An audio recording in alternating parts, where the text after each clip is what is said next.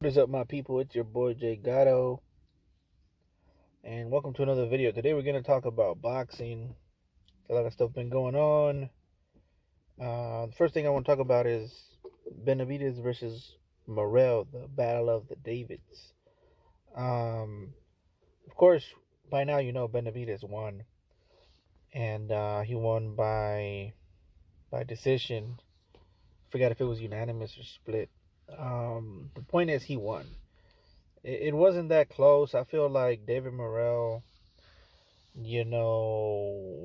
held back too much. I think he's still stuck in that Cuban style of fighting, very much amateurish, very much conservative when it comes to the punch output.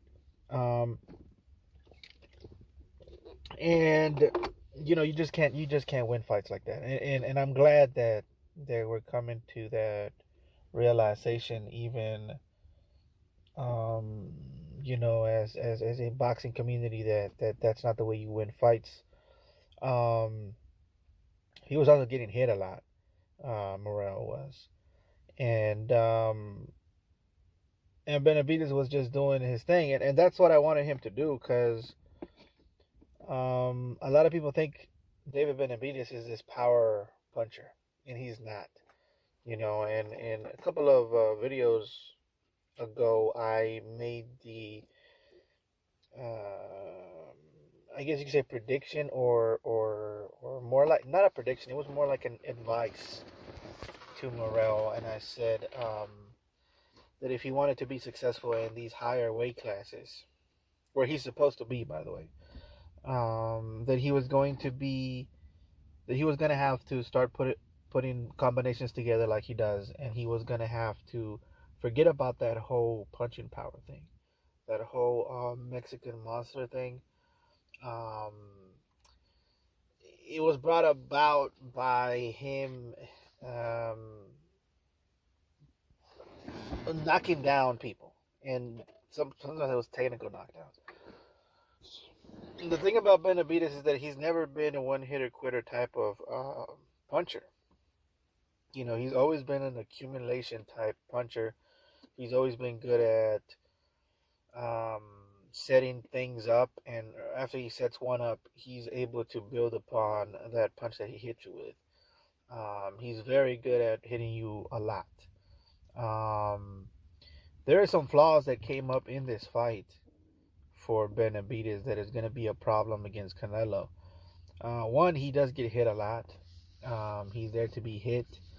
Number two, his footwork is horrible. It's horrendous. You know. And number three, his stamina was okay. And it kind of got a little better. And I think it's just because he's a little bit more acclimated to the weight class. And so he's going to be able to get better at it. He's going to be able to not gas out as quickly as he did in his last fight. Um, I think, speaking about his footwork, that's why he got knocked down. Morel caught him with a shot, um, where Benavidez was not in good position, foot placement, good foot placement, which is footwork. Like, fundamental footwork is not about, like, a lot of people say footwork is about, and I've said this before, is about like dancing around the ring and moving and constantly backing up. That's not footwork. That's being a bitch. Um, if you want to have good footwork, you have to have good balance first. You have to start with a stance um, that is capable of withstanding attacks from any direction. You know, and you're supposed to be able to throw punches coming from opponents coming from any directions as well. And the reason I say that is because Benavidez is good at that. Morel isn't, but he is good at Morrell is good at balance. Look, so his balance is very good, and his movement is very good. The thing about Benavidez is his balance. I don't know who taught him, but he it was never there. He doesn't have balance in his feet. In fact, it's very possible for him to get knocked down again if I think the last time he got knocked down because for the same reason, because he has bad balance. And this was another case of him having bad balance. Um, but the good thing about Benavidez is that he can throw from any direction. Like if his opponent ends up on his right, he could throw a punch. If his opponent ends up on his left, he could throw a punch from there. Um, that's the best quality of Benavidez is that his upper body is ready to throw punches from any direction. But like I said, the problem is he's always had bad balance, which is part of footwork. You know, and he's constantly chasing his opponent, which is another thing that is no good. Especially if you're gonna fight somebody like Canelo, that's gonna be a big problem. Um, of course, now they're talking about him facing the winner of Beterbiev versus Bivol. Um, they asked him the question, who does he prefer um, to fight, and he said that they want Bivol because Bivol beat Canelo. And again, it's almost like he can't get Canelo out of his mind or whatever, which I understand. And at the same time, Benavidez is gonna have a hard time with any of those guys, including Canelo. I truly do believe that. I think that the his best chance of winning is Canelo, but it doesn't mean that it's gonna be easy, and it doesn't mean that it's gonna happen. Um, and that's why everybody wants Canelo, bro. That's literally the essence of why everybody wants to fight Canelo, because it's possible to beat a little guy that's fighting all of the giants, rather than go and fighting the giants yourself. It's a very um, it's a mentality that's abundant in the boxing community. You know, but we're just gonna have to see. And yes, a lot of people have a controversy with the knockdown that Morrell got. I think it was a knockdown. It doesn't matter if it was a balanced knockdown. That's not on Morrell. Morrell was just in better balance, and Benavidez was not, and because of that, he fell to the ground. Whose fault is that? Is it Morrell's fault? No, it's Benavidez for not having good balance. You know, and so yeah, I mean, just work on the fundamentals of boxing, and you'll be fine, in my opinion.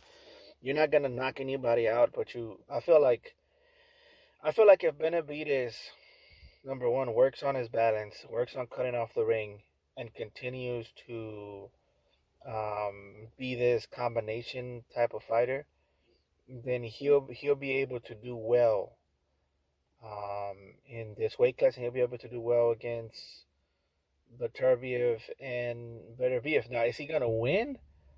Um, let's not get ahead of ourselves. I don't think that's gonna happen. And in fact, I don't even know if the fight's gonna happen. I think it's more likely that he fights Munguia or Zurdo, or even even Canelo. It's more likely that he fights somebody like that than actually fighting the top dogs in that division. And listen, it's not a bad thing. None of these fights that I just mentioned are bad.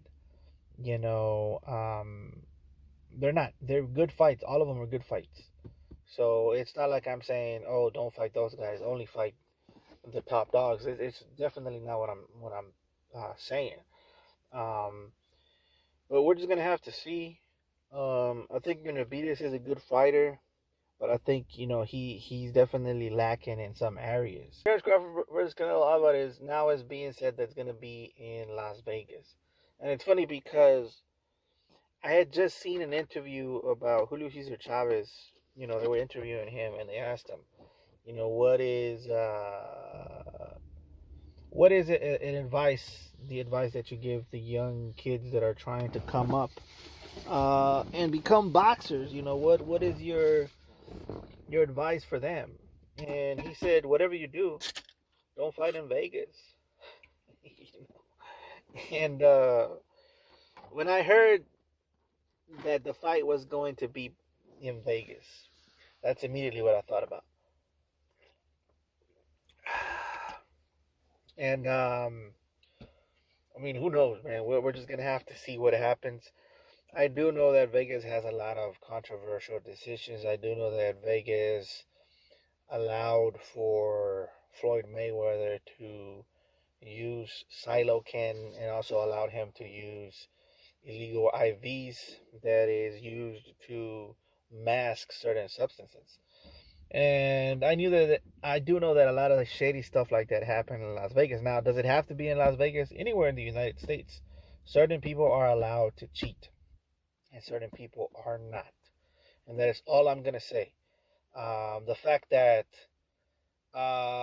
Terrence Crawford is associated with certain people that were associated with Mayweather and with um, the associations that allowed him to get away with those things is very suspicious to me.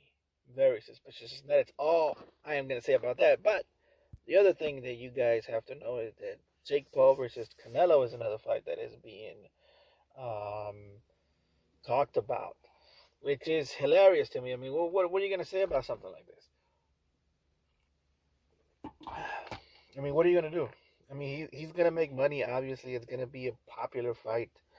They're both going to make billions. Um, so I guess it's good for boxing in a way. And let's be honest, it's gonna make the Terrence Crawford versus Canelo fight a lot bigger than it already is.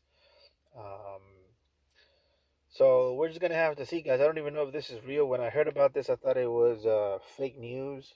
But who knows these days? I mean, anything could happen in boxing, man. Boxing is um, in a very good space now where possibilities are unlimited and fear is the only thing that can stop you. But anyways, guys, it's gonna be it for today. I've been Jay Gatto. If you like this video, please like, comment, and subscribe. I will catch you guys later.